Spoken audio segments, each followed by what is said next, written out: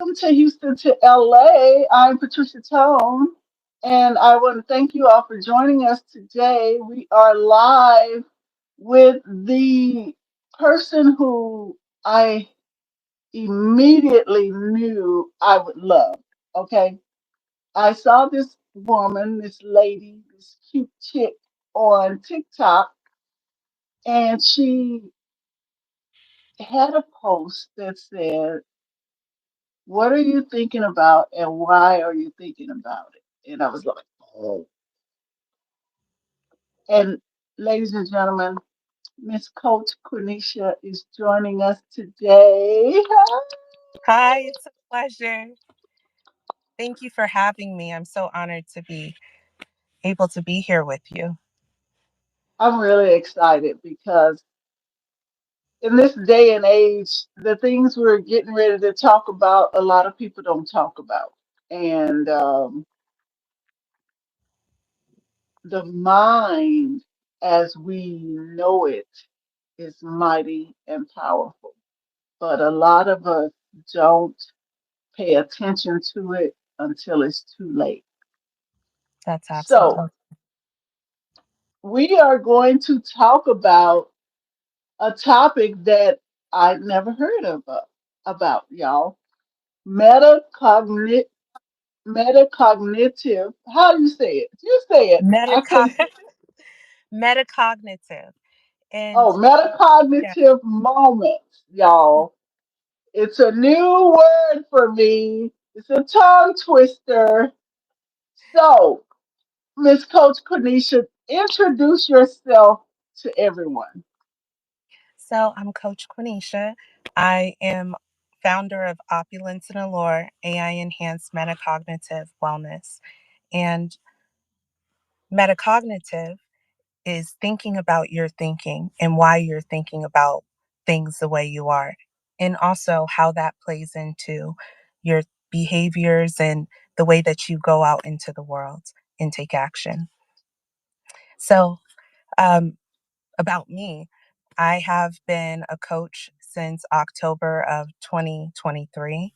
I absolutely love what I do, and it fits me so well because I think about what I'm thinking about a lot.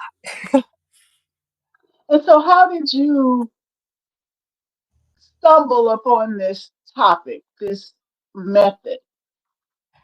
Well, it started with really, I had gone through the loss of my father, and I had been in a space where I realized a lot about myself in the sense of I don't get sad and cry about things. I start thinking about what I'm thinking about. And I didn't know at that time that that was called metacognition. I just knew that that's how it always has been for me. So the next thing that happened, and I think that God gives you things and passes them to you.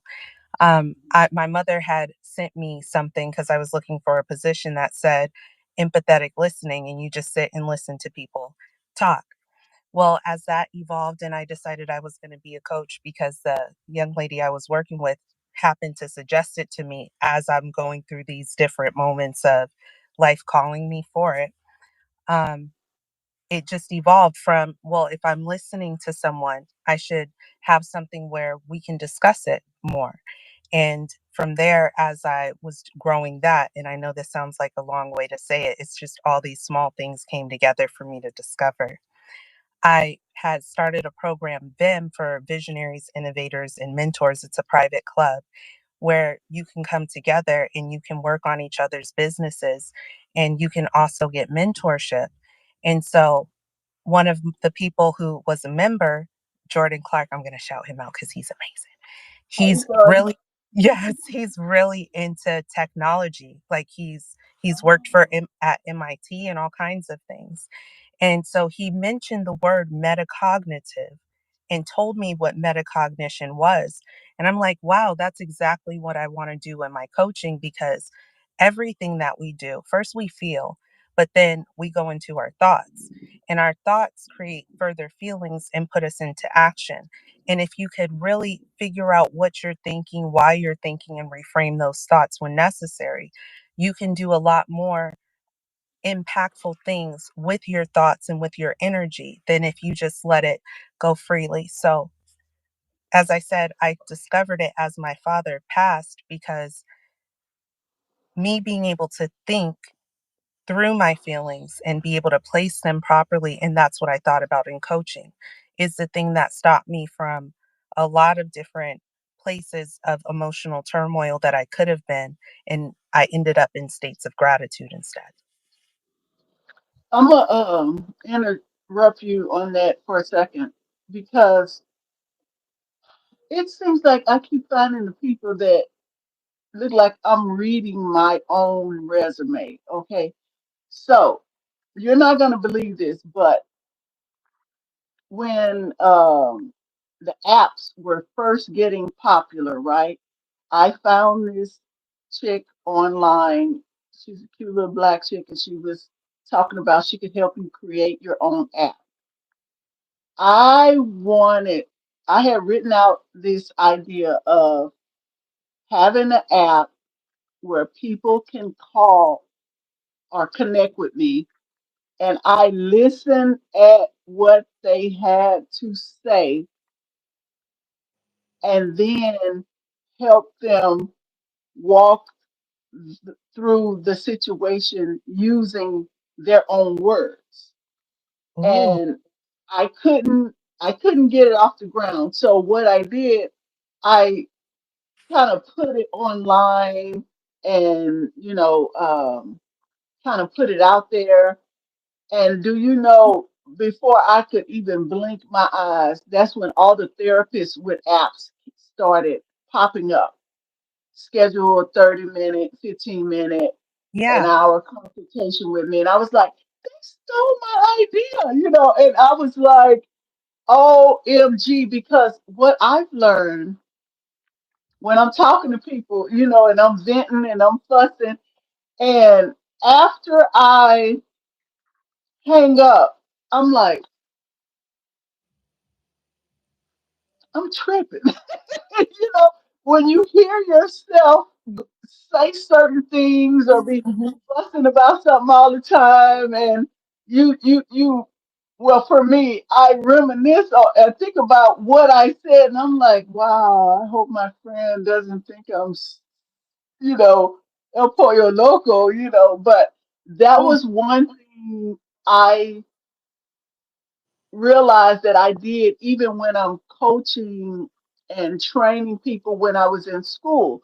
They would come to me for advice, and as they are saying the words, they're hearing themselves. And a lot of times they can hear the answer or figure out the answer as they're discussing the topic. And Yes. I never really had to say anything because, of course, I'm a little comical. I give them these looks like, Hmm. yeah, and then they'll Okay. be like, "Oh, wow, thank you. Okay, bye." And I'm like, "I didn't even do nothing but listen." And actually, not to interject, but Go ahead. you said two things, and I'll start with the last thing you said. 100%. That's why I went from empathetic listening to guided introspection. Because in guided introspection, I wanted to, and now it's combined in a Yeah. metacognitive moment if you guys go look for this. But in guided introspection, I wanted people to be able to know that I heard what they said. So I'm going to say back to you what I think you said. And then I'm going to ask you some questions, or actually ask you some questions, make sure I understood so that I can make sure I come to an understanding. But then after that, as we're unraveling it and you're speaking about it even more, and I might ask you a question or two, so for my clarification, you're going to better understand for yourself what your answer is, because I can never know everything that's going on in your life to be able to tell you, yes, go this direction or go this direction for sure. We're only together for like one moment. Mhm. Cumulatively over time, maybe I can Yeah. be better about that. But in those moments, you just need the ability to speak it out. That's what empathetic listening is all about, so that you'll be able to hear yourself say it, which unlocks it differently, just like if I had you write it down. So I love that you said that, because that really is the heart of what it is. You being able to hear yourself say what it is that you need out loud and what you need to do. And me being the coach, being like, yes, I can affirm that. Or maybe we can look at this a little bit differently. Here are some other options. Did you think of those? But overall, you still have to come up with your own plan. And then I help you build action plan from there. And then the second thing that you said, which is why I know that it's a thing. Before I ever saw empathetic listening, do you know I had talked for years about wanting to start a service called Phone a Friend? Because, yeah, phone a friend. And I would just be the friend on the other end of the line, and you just talk about whatever you want to talk about. And then so years later, when I see empathetic listening come across, actually I was sitting at my mom had showed me something about the people who call and you just listen to them, right?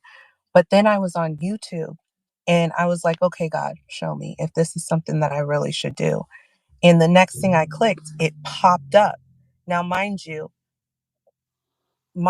she showed that to me, and it was a link that was on Facebook, and I know that the algorithm can do this, but I also Yeah. believe that timing is everything. And so if I ask for something and then it conspires together and boom, there it is, and now all, like, I'm all down the street with it and I'm here with you, then obviously you have to take those signs. And in the collective Yeah. consciousness, if I don't go with the idea right then and there, like when I first came up with, okay, I want to do phone a friend.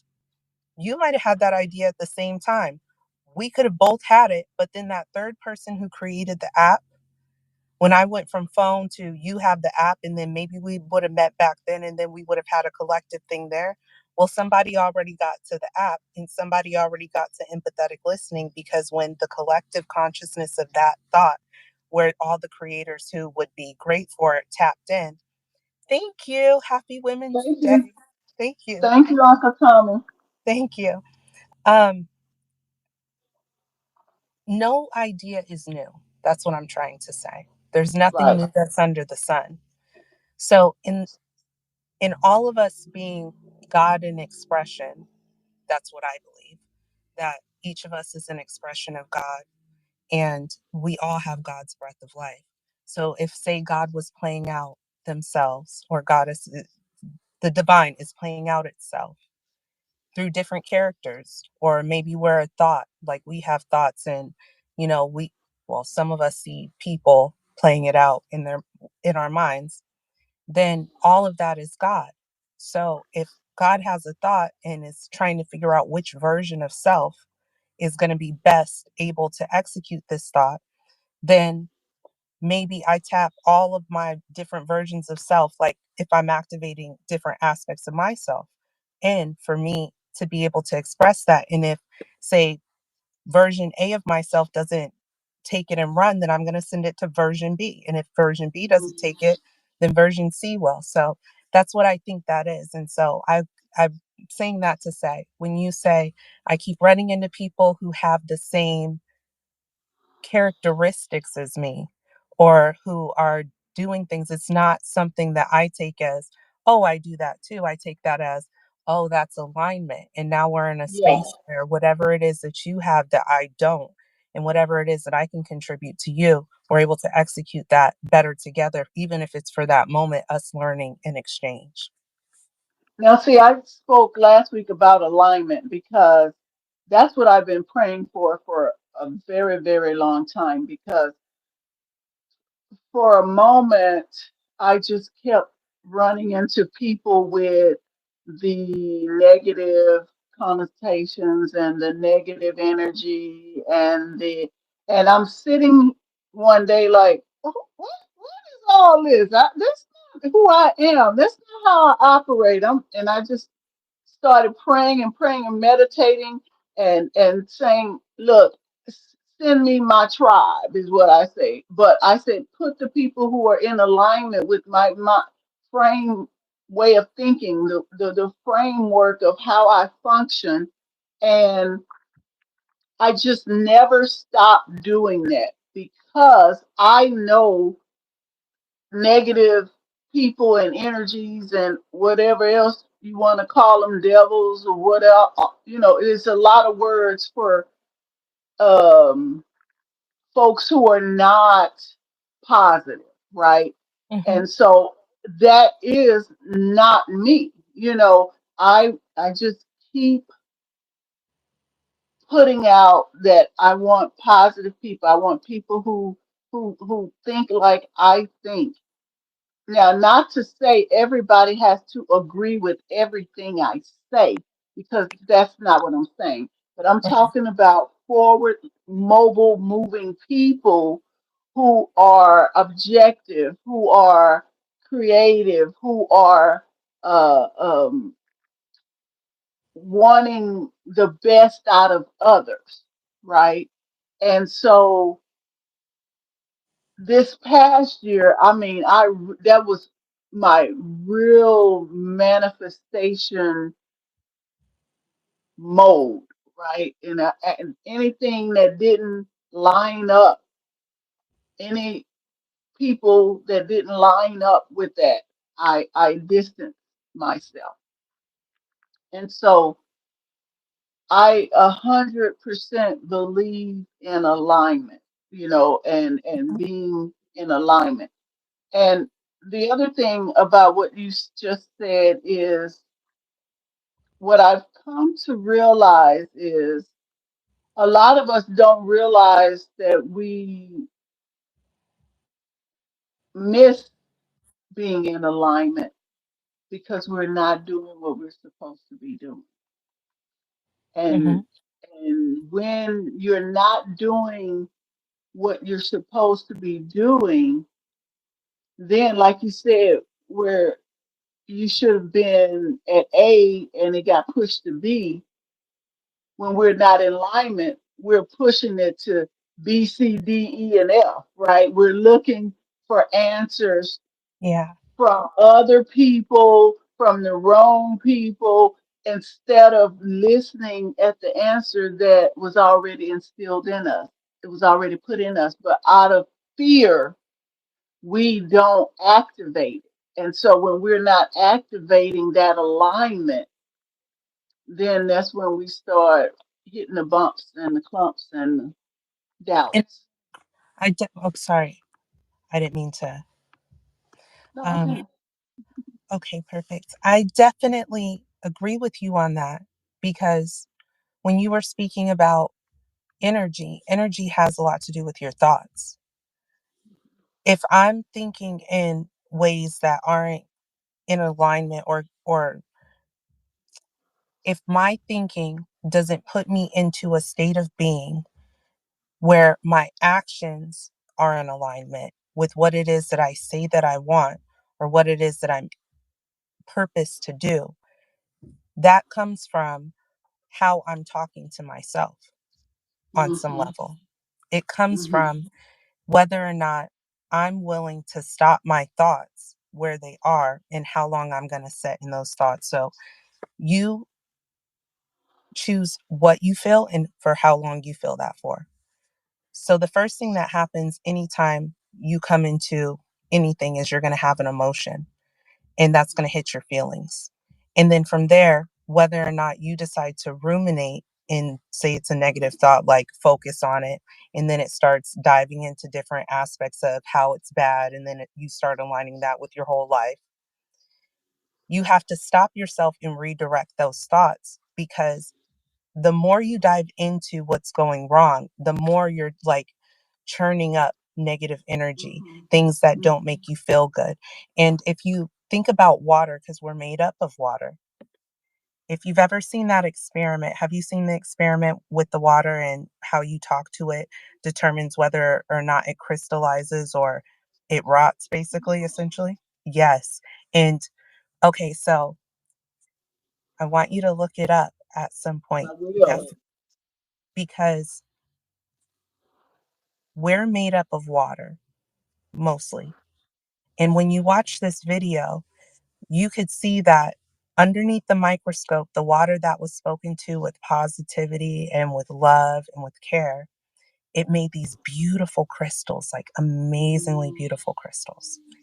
But the water that was spoken to badly and with negative words, it was gross, and it was disgusting, really. And if you knew what you were drinking when you were drinking that, like, it didn't, if it wasn't clear like regular water, you would never want to drink that. You would never put that into your body.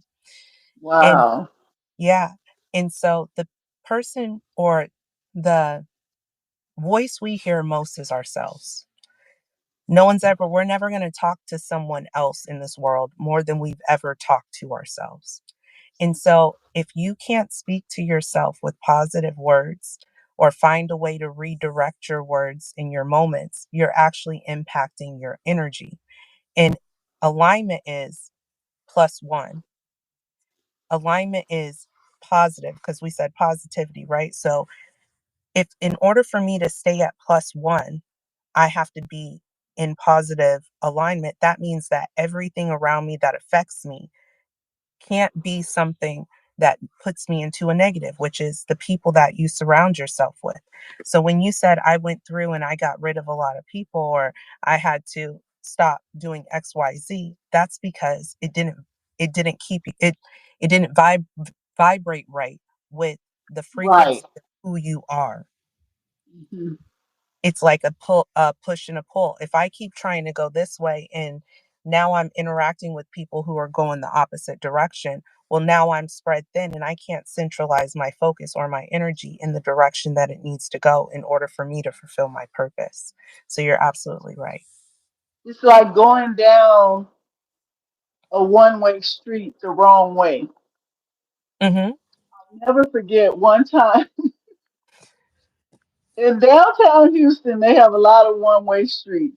And I don't care. We lived in Houston our whole entire life. And my mama would still turn down the wrong street the wrong way, where we had to make a quick U-turn. I mean, I can remember this vividly in her. And every time we in the car, we're like, and making a U-turn on the same street all the time, the exact same spot. Oh my gosh. My mom could never remember that that's not the way to go on this street. And so that's when you were talking about that, that just rang so prominent in my brain. It's like that's exactly what we all do, right? Especially when we're trying to be friends with a certain group of people or join these cliques and clubs, and you're sitting there. For me, I don't know. I always say there's something wrong with me because I don't like cliques, clubs, sororities, fraternities, all this stuff. And I just be sitting there like, why am I here? You know, it's like I could feel brain cells dying because I knew that's not the room I belong in. And I've always been okay with not being accepted because my not being accepted by certain people, places, or things is my protection from the higher power, from God. And there is nobody on earth that could tell me that God hasn't been protecting me from certain things.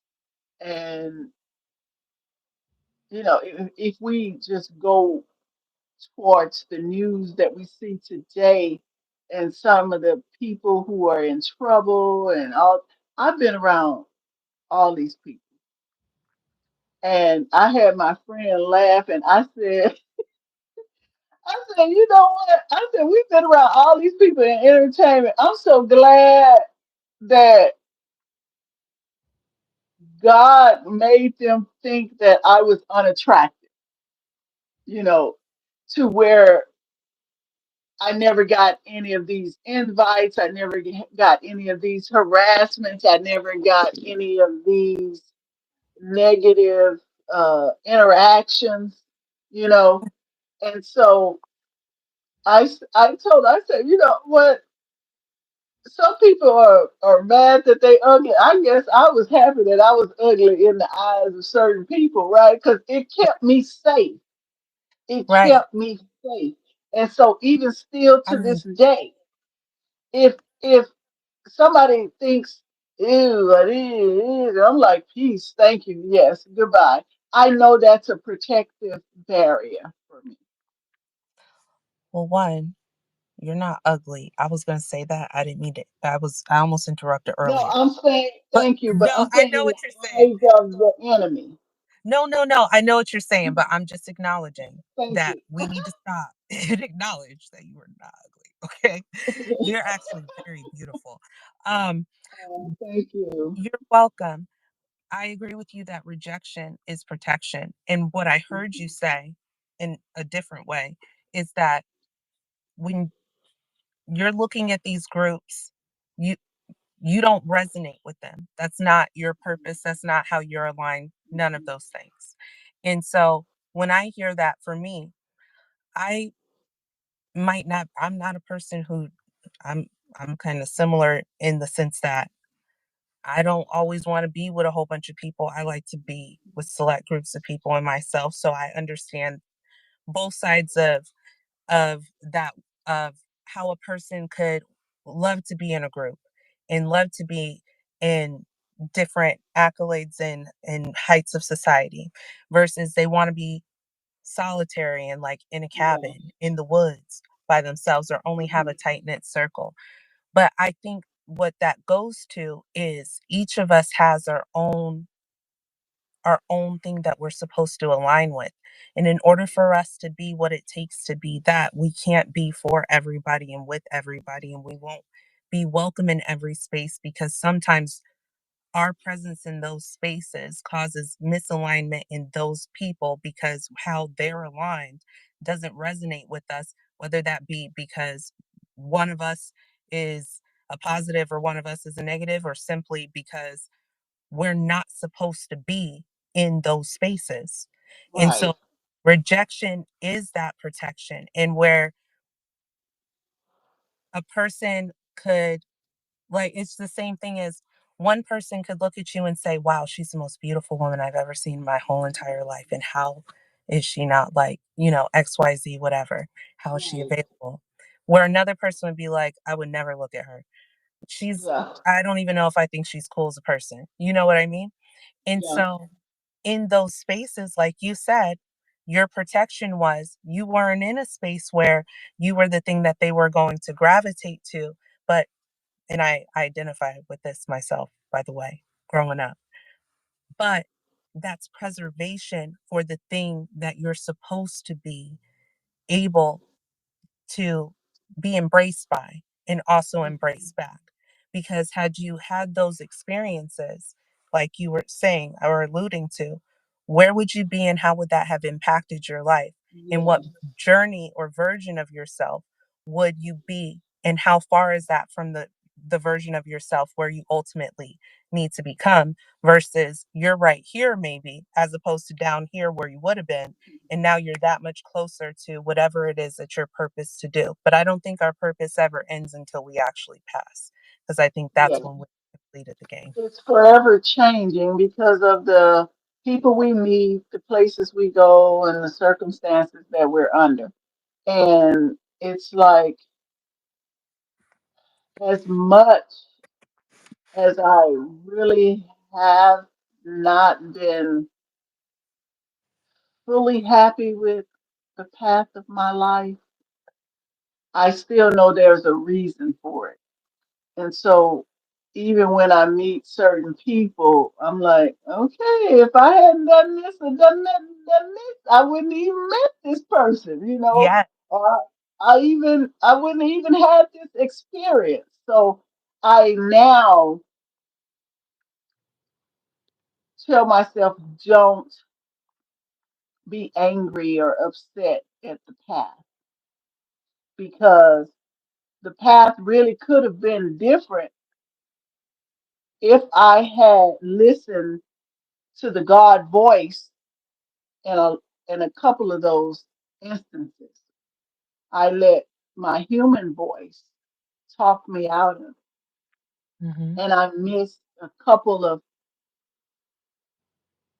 I feel, would have been amazing opportunities because of fear. And that's happened to me quite a few times, especially with employment. I remember one specific time I had gotten a job as an admin assistant at the Omni Hotel downtown. And even though these people looked at me, even though I went in, I interviewed, they saw who I am and how I look. The first day that I was hired, that man treated me like the plague. And so I'm sitting at my desk. They have no one to train me. No one is in the office that day, really, but me. And I get a phone call on my cell, and it was from an ad that I had put my resume in as a part time assistant to a TV producer. And I'm sitting at this full time admin job with benefits. And the man says, Patricia, I like your resume. I see you've been out here. You know, I would like to, meet with you. I think we could be a good fit. And I said, and in that, let me be honest. God told me to say yes. And then in my quietness, as then my human brain started thinking, you can't quit this job. You just got this job. I said, oh no, I'm sorry. I just started a full time job today. Shucks. When I hung up that phone, went to lunch, You I got got fired. Same day. you call back. I called back. He had already had somebody. Before I even got home, he had already Hi. hired someone. That was one of my biggest regrets in my life.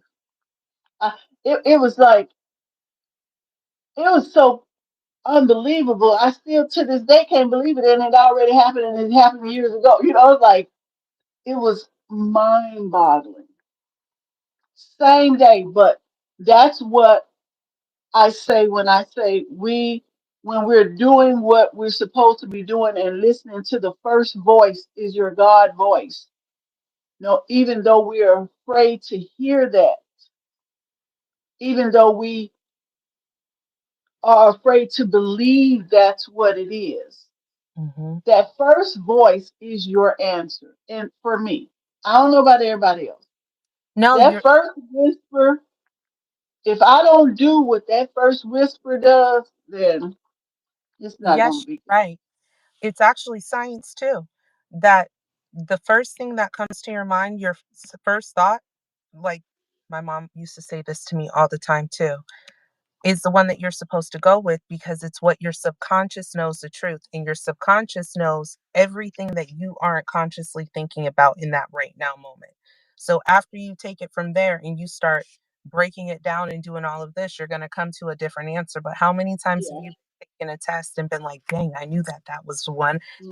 That's what the one that came to me first. Yeah. So you're absolutely right. And I've had instances in my life where I too have like not acted. And then as a result of that, you you have to go through whatever that alternative reality or consequence is. And Disobedient. yeah, for disobedience because you have free will. And actually I Hmm. was thinking about this the other day. Okay, and it's because of the conversation that we had. Do we have free will, but our purpose is always our purpose and things are always ordered before, like the steps are ordered before we are even born. That's what the Yeah. Bible says. God knows everything Yeah. that we're going to do. So that means that our lives are already written and they're going to go a certain way no matter what it is that we do. I started thinking about, well, then what does that mean for our free will?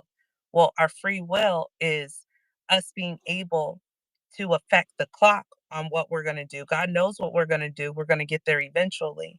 But I think that in the Thank course of you. that, thank you.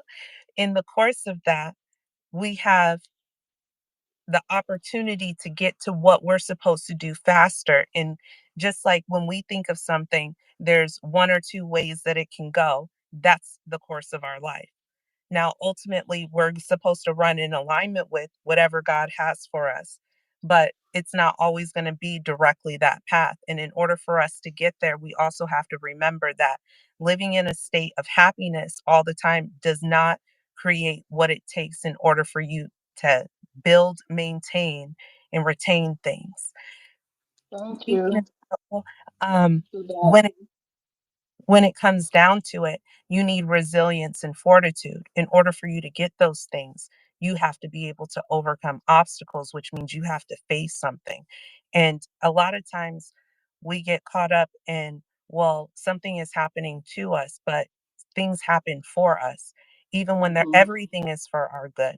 So when I go through a thing, I'm not thinking to myself, oh, I'm being punished. I'm thinking, oh, I'm being refined for whatever it is that I asked for. Because at that point with free will, I had to ask myself, well, when I pray for something, if it's already an ordered step, am I praying for something that I want, or am I saying in a way, no, I'm finally in alignment of thought and desire of what I was purposed to already want and desire before I got here. So this is me saying, hey, I'm ready. And each time we call, that's why I would think each time that we're supposed to talk to God, or we do talk to God, it's not supposed to be, oh, help me, help me, help me. It's supposed to be, thank you for doing this in advance of what it is that we're actually touching or experiencing, especially because in order to have that thing that we want, we can't be saying that we need it. We have to actually be experiencing it before we walk into the steps of us physically having it. So, how did I get all the way down the street with this? Hmm. Well, point being, metacognitive moment. Yeah, Our thought, all of that is to say the that alignment is what we were it's talking about. alignment. And if Hmm. we're going to be in alignment, then we have to take all of those factors into account too. Because alignment isn't just this good feeling of, I'm getting everything I want. Alignment is, I have to be refined in order to get to that state in the process. Now you said something about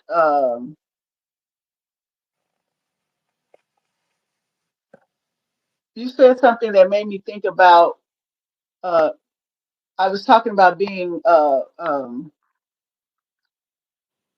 not happy with a decision I made. So the thing too is, oh, the first voice. Okay, it's coming back. The first voice.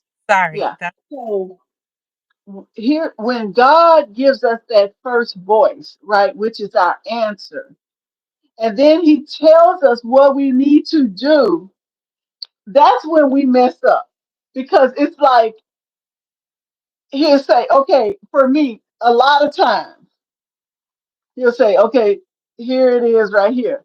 Now you need to go work out. You need to watch what you eat.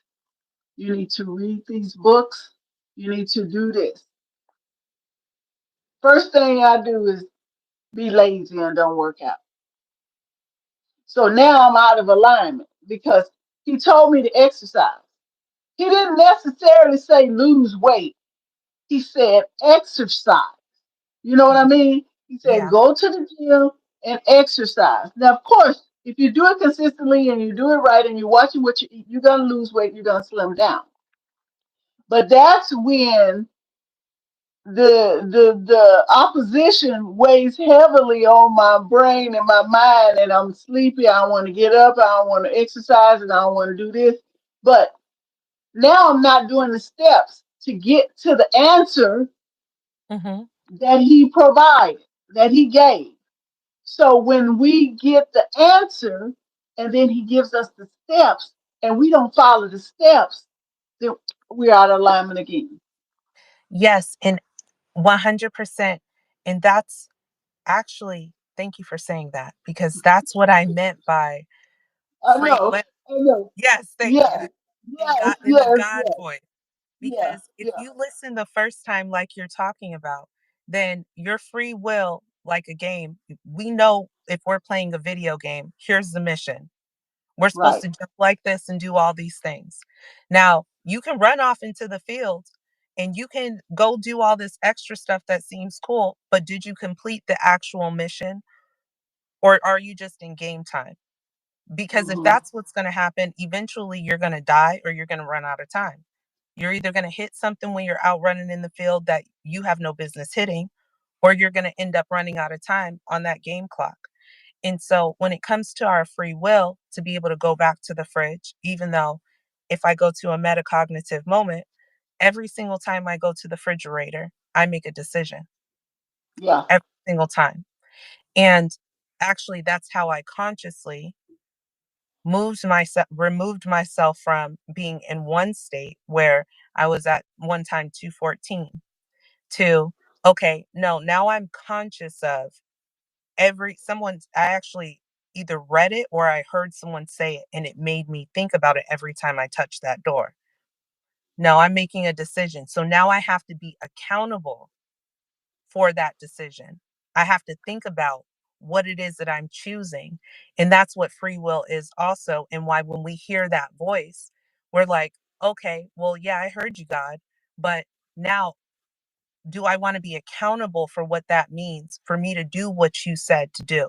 Because when I'm looking at all of what it risks and all of what it takes in order to be in the alignment of what you said, it looks like I'ma lose somewhere in this. If I leave this job that's full time with these benefits and I go take this leap of faith of, yeah, I asked for this, which was me going, boop, I'm ready for my assignment, for my mission that you sent me down here for. I'm not asking you to do it for me. I'm just raising my hand and saying that I'm consciously ready.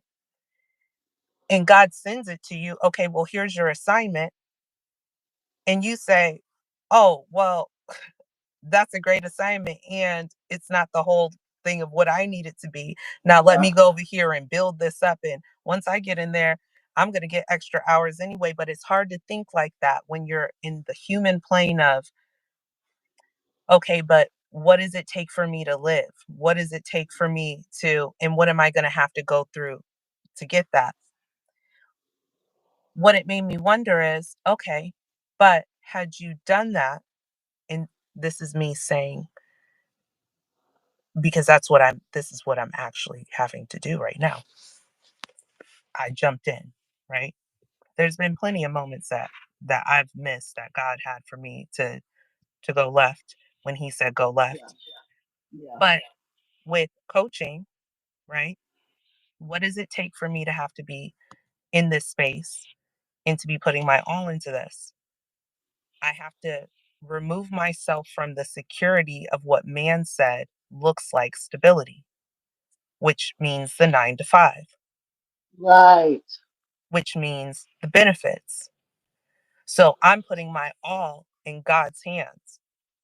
Did I know that me putting my all in God's hands would mean that on today I would be on a podcast? The first time I was ever Right. on a podcast? No, I didn't. But what does that say to me? Okay, well, each time that you're following my direction, I'm aligning you with like mindedness. And where minds sharpen minds, Yeah. intelligence is more important than water. Yeah. Be- Intelligence gives you the knowledge of how to find more water. That water that you have right here is going to run out at some point. That job that Mhm. you have right here is not guaranteed. That well is going to run dry at some point. But if I give you the intelligence to go and find your own water and dig where I tell you to dig and be able to build the well the way I tell you to build the well, then for what you don't know, I have an everlasting spring underneath this place I told you to dig right here that will benefit you for generations to come, as opposed to this grocery store that you keep going into that you think you're getting something out of because you can make an exchange. And that exchange might be that you're the bag boy and they pay you in water. Or, well, because, we were talking about water, Yeah. but really, You're the person who goes and you check in for somebody's dream every day. And they're giving you the minimal of their gratitude that they can give because that's all it takes to operate. But if you go over here and you just lean into the vision that you were given before you ever came here, because this was your assignment to begin with, or at least a part of Yes, it, from the then start. you don't know Hmm. what you're going to be able to loophole through, as because I think a loophole is just a portal. You don't know what the portal is going to be that you're walking through that's going to Right. propel you faster than this other direction. And so a lot of times the difference we don't know the difference between if you did things one way or another, how much time it would have actually taken you to get to the point that you Right. thought it was going to take you. All we can do is take the leap of faith even when it's scary, in Mhm. order to lean on God and let God actually work everything out, because what we conceive of what's reality isn't even reality half the time. We're all living in different realities. We could be in the same room having the same experience, and me and you perceived it completely different. Every time, all the time, Hmm. every single time, mostly. Every single time, mostly. So, even in the perception of our own reality, the state of being in which we're in is different to us when we're in different states of emotion, when we're in different states of perspective, all of those things. And still, it's that quiet voice we have to listen to because we don't know what's going on half of the time. We just know what we think is the best out of what we feel our options are.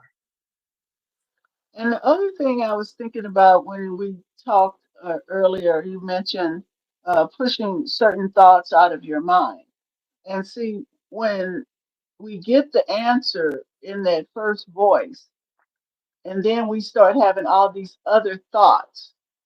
And so all those other thoughts cloud the answer that we received initially. And so for me, I realized that I have to tell myself to stop thinking. Hmm. Really, I have to say, just turn the turn the brain off for a minute, because my mind will continue to have all these thoughts. And unless I tell myself to turn off the thinking and just do the steps that were given to the answer that I asked for, to the question, for the answer to the question that I asked for, I won't get it done. It's And true. so now I have to say, when I'm getting ready to work out, I just have to say, don't think about it, just do it. Stop thinking. You are not running this. Just do what you were told to do, and be quiet. Hmm. And so now I bought these new ear pods. I just turn the workout music on, even before I'm really out of the bed. I put these in, get myself up, I'm getting dressed, but the music is already there so that I won't think about it and talk myself into laziness, Hmm. and which will lead to me not doing it, Yes, which will be against the alignment for the answer that I already received. that's absolutely true. And it's imperative that you, because let's say that you're like me. Turning off my thoughts for me means I commit to which thought, I pick which thought I'm going to commit to. And then I refocus myself on whatever it takes to do that. Now, why I say that is because I know that I'm not going to stop thinking. My brain is just going to pick something else back up. Yep. But it's Yep. better for me to pick something up after I committed to which one of these 27 million thoughts was flowing through my head, because that's how it feels like, At you the know, same time. yes, at the same time, it's like when you open up someone's computer, you look at their internet and there's like 50 tabs open. You know what I'm Good saying. analogy. That's a good analogy. Yes, So very good. I just got to pick which singular tab I'm going to work on. And if I Yeah. can't pick that singular tab, how many of these 50 tabs have to do with this one thing right here? Okay, Hmm. well, now that I got to that, let me reorganize these thoughts and drive through that way, because if not, I'm either going to end up all over the place with all 50 of these tabs, or the tabs that I'm going to start picking are the ones that emotionally feel a certain kind of way. Because sometimes the truth is, we do like to be in our feelings. Oh, a lot. Yeah. And sometimes, if being honest, you know, you might just be wanting to have that day. I feel some sort of way. I deserve to feel my feelings for a second. And so I'm just going to sit here in these feelings until I either hit my time limit, which should not be more than 24 hours, or 48 if you really got to process, or, Yeah. you know, this is me to me, or, you know, I'm not finished until I'm done and I'm tired, which is Right. not the place that other people should want me to be in, because that's not the place that I want to be in. Because all of those things are like just channeling and churning negative energy that you don't need to be in. So for me, again, and this is what I can say for myself, I know I'm not going to stop my thinking, but what I am going to do, if I'm going to be focused on thinking about that thing that I can't stop thinking about, let me find the positives. Let me find at least two good things out of what I'm thinking, or two things that I could objectively look at and work on. Because if I'm stuck on something like that, I need to be using that energy and that focus to be advancing myself in that. I can feel however I want to feel, but is that feeling fueling me in a way that causes Right. progression, or is it making me sit here and further be in my feelings? Because that's Right. not going to get me anything but knocked out of every single door that God is opening for me when I'm in that right frequency. So, not to overtalk, but the last thing I'll say is that's why I have a ratio, or a formula for how I deal with things, because I really do feel, and it's a part of me, two positives for everything that happens. If something bad happens right now, bad, because I don't really believe that anything good or bad. There's certain things that are just heinous and evil. We won't count those. But good and bad don't exist to the universe. All the universe knows is, how does it function? And does that function continue the universe spinning? And so the thing that might be bad, it actually has something good you can always take out of it. If I'm actually, the first time I did this, I had a flat tire out of nowhere. So now I'm thinking, okay, well, you said it, practice it. Let me find two good things. Well, I don't know what would have happened if I would have went down that street. Maybe God was stopping me. And I Hmm. happen to have gotten some extra money today out of nowhere. So this is paid for. Now where's my brain? My brain isn't stuck in, oh my gosh, I have to do this and I have to do all that. And now I'm attracting more things.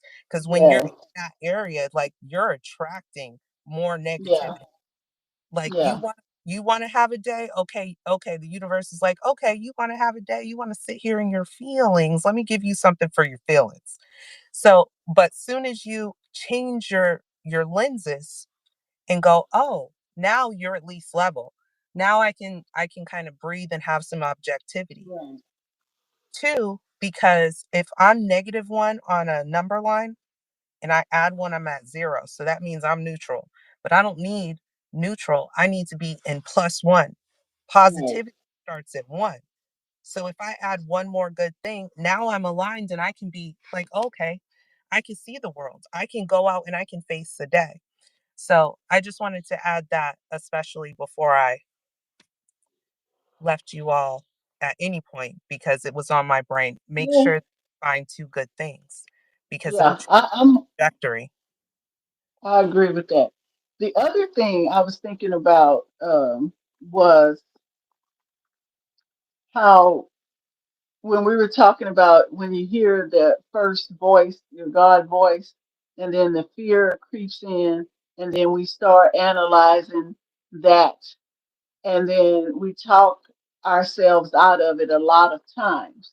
And so recently, what I had to tell myself, or what I'm training myself to stay in tune with, is to ask myself,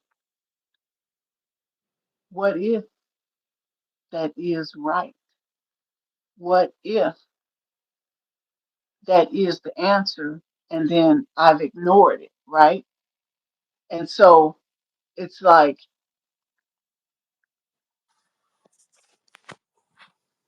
that private conversation we had a couple weeks ago. Hmm. So what if what I saw was true, and then I let the fear and other things cloud my head, and then I don't prep for it? Now I've just messed up everything that was the truth or the answer because of fear and overanalyzation. So what I'm trying to say is I'm now trying to focus myself on, okay, that's the answer. Don't think about it. Just do the steps, follow the instructions. And even if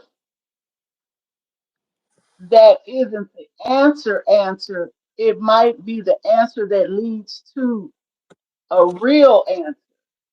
But if I don't follow the whole thing, like ingredients, right? We Hmm. know what it takes to bake a cake. That's the end result.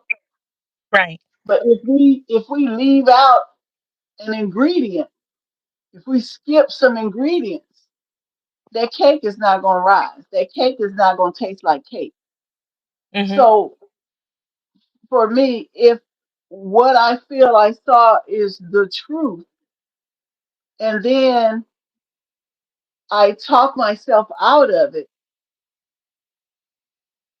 I will never know if it's the truth because I didn't do the work to get to the truth. Right. I didn't put in the right ingredients to get to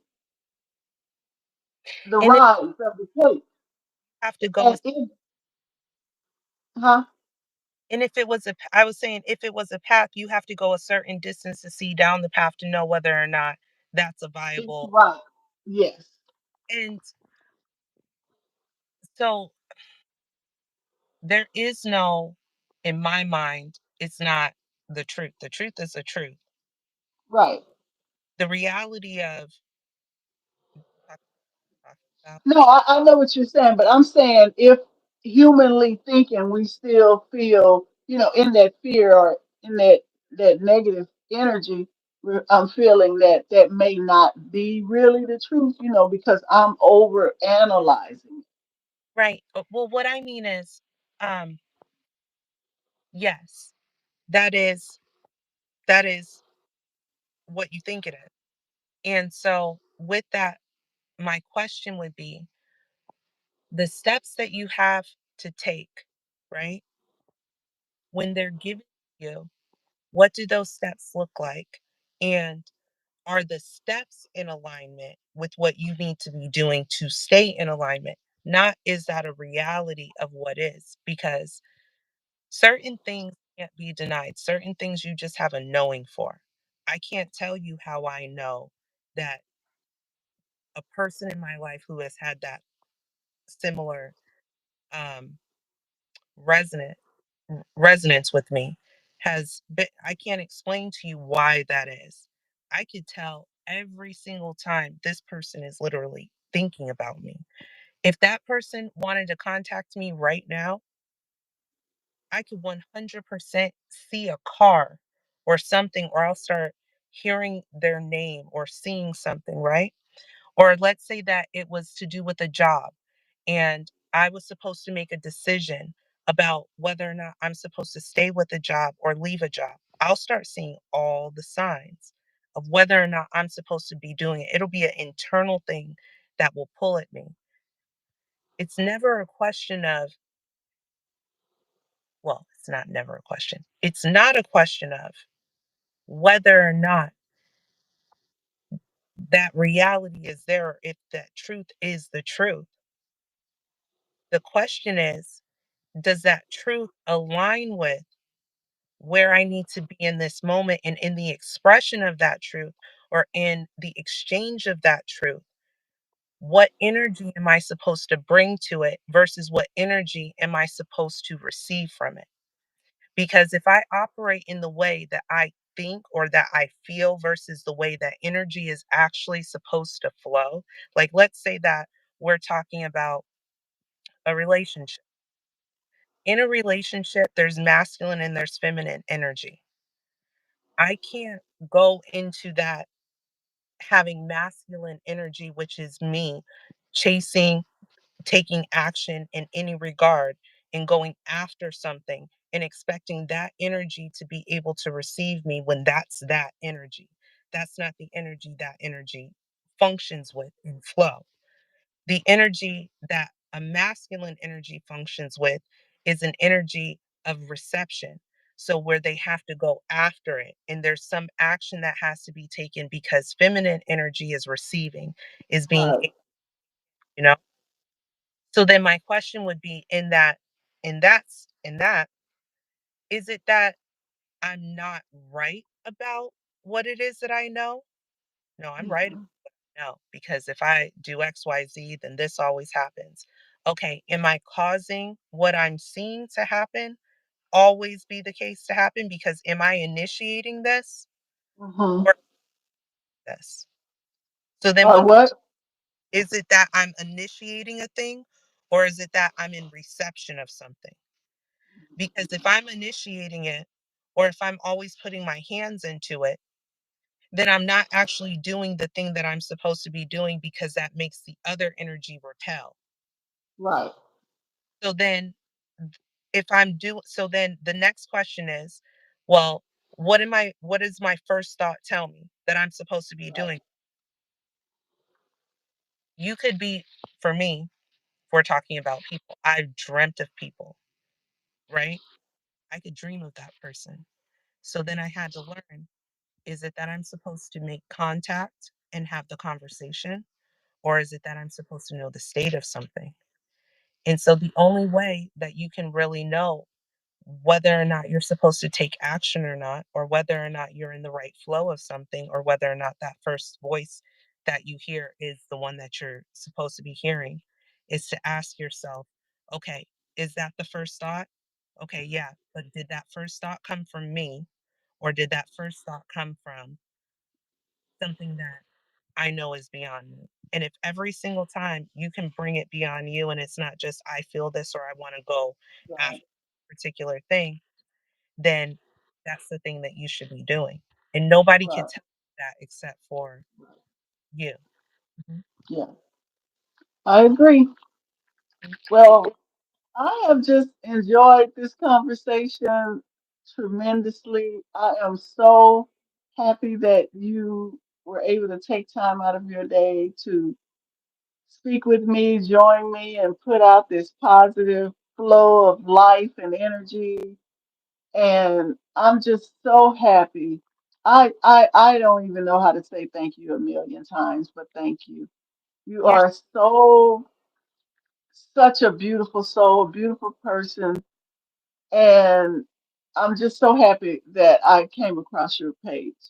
And I just want to thank you, and I appreciate you being here. thank you. It's truly been an honor and I thank you for welcoming me into your space and anytime you do it again, definitely anytime you want to like Oh, you we gonna do it again. know, because I This really really, and I hope huh? that I'm a good guest. So, Oh so no, you, yeah. You were absolutely wonderful, brilliant, intelligent, and smart. And so I want to thank all of you who took the time to click into the live. Thank you for the comments, Uncle Tommy, Mr. Doubtful. We appreciate you all. And I'll see y'all next time on Houston to LA. Take care.